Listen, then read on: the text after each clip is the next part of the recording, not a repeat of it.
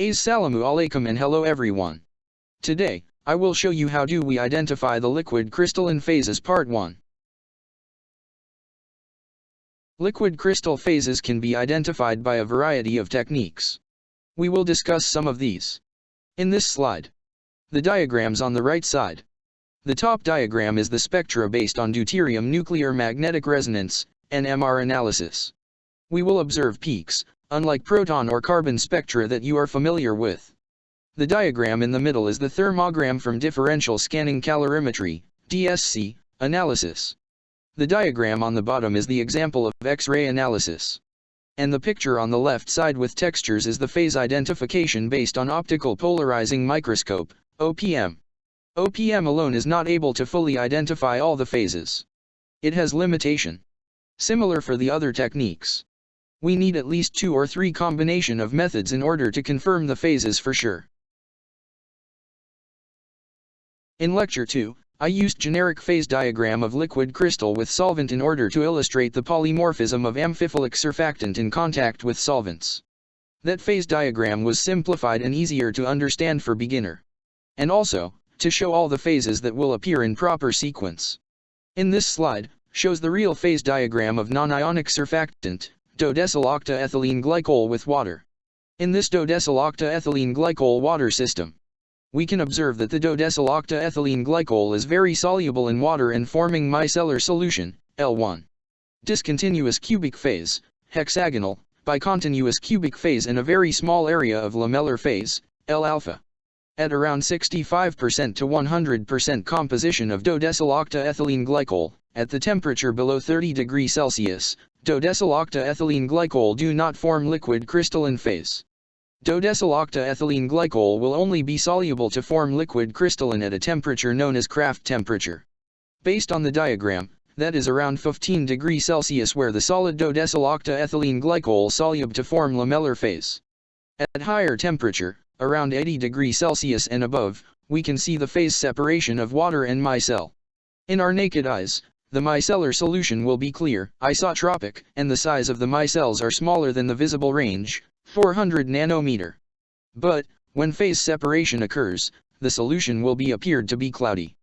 That is why this transition called clouding points. The micelles are to breaking and forming a bigger micelle but, the micelles are clustering together. This behavior is characteristic of non-ionic surfactants containing polyoxyethylene chains, which exhibit reverse solubility versus temperature behavior in water and therefore cloud out at some point as the temperature is raised.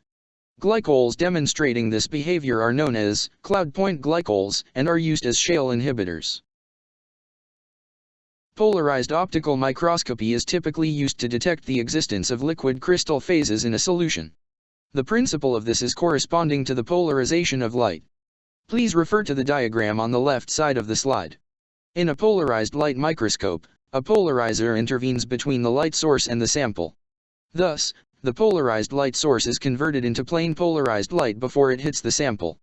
This polarized light falls on a doubly refracting specimen which generates 2 wave components that are at right angles to each other.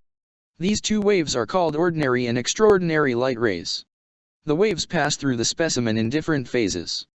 They are then combined using constructive and destructive interference, by an analyzer. This leads to the final generation of a high contrast image. Please watch the video on the right for clearer explanation.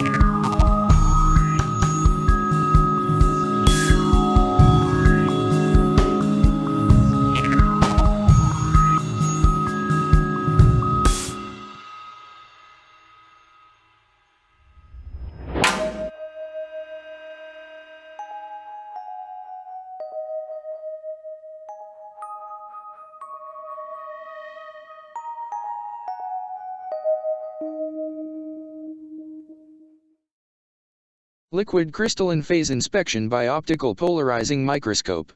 Before we use OPM to identify the phase, we can get some information about our sample before we can check under microscope. By looking at the visual appearance, we can see if the sample is in crystals, powder, or paste. If the sample is appeared to be paste, what about the viscosity? Liquid crystalline material normally appear to be viscous in room temperature, and the viscosity of gel is almost the same as the viscosity of cubic phase, and more viscous compared to hexagonal. Lamellar phase is less viscous.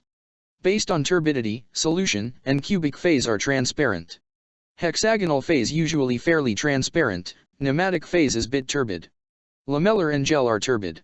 Multi-phase samples usually very turbid, such as emulsions and non-ionic surfactant solution above its cloud point. When we view the sample under microscopy, is the sample that appear to be solid a crystal, or slightly soft, or a paste? Hexagonal, lamellar and gel phases are birefringent. That is why these phases give optical texture under crossed polars. Cubic and isotropic solution phases have one refractive index, so these phases appears to be black, no texture. Trained observer required to recognize textures. This is an art, not a science. The table on this slide shows the summary on the phase identification with OPM. Only hexagonal and lamellar will show an optical texture. Crystal will show a multicolored optical texture. In lyotropic investigation, we can use contact penetration technique. In this technique, initially, materials were heated without cover slip to dry the sample. Liquid crystal material compressed between slide and cover slip gives uniform sample. Then, place the material under microscope. The water drop place on edge of cover slip and water wicks into contact with sample. Almost immediately can be seen all phases as bands in concentration sequences, and by changing the temperature can rapidly survey mesophase range. The left side of the slide show the phase formation. The phase formation can happen immediately or may take overnight based on the solubility of the liquid crystal material. The video shows the lyotropic phases formation.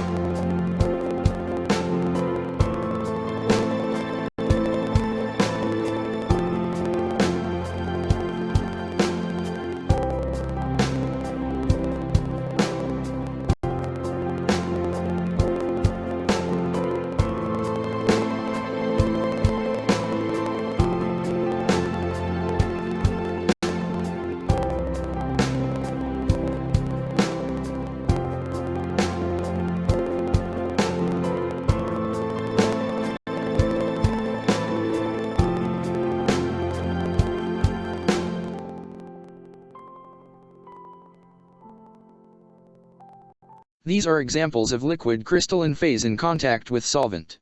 1 cubic phase with clear border. The material is not soluble in water. 2 cubic phase, and no clear border. The material forming cubic phase and dissolved in water forming micellar solution. 3 inverted columnar phase. 4 showing polymorphism with different concentration gradient. 5 myelin texture. 6 hexagonal phase in between 2 different types of cubic phase. 7 lamellar phase. 8 hexagonal phase. In contact penetration technique, we can see the possibility of phases that exist for the material. But, we don't have the information on the composition of the solvent or the liquid crystal material.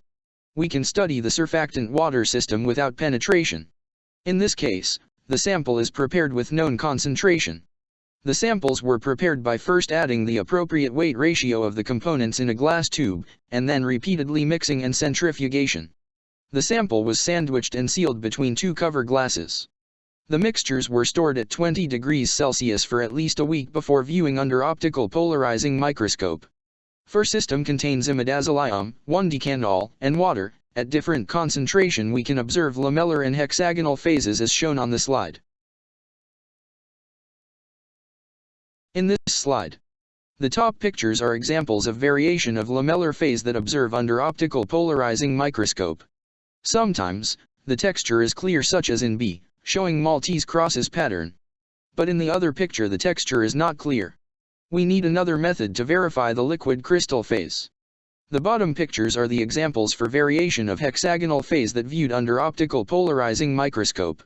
Although the only clear texture of hexagonal is shown in E, the other two show more birefringent compared to the lamellar phase.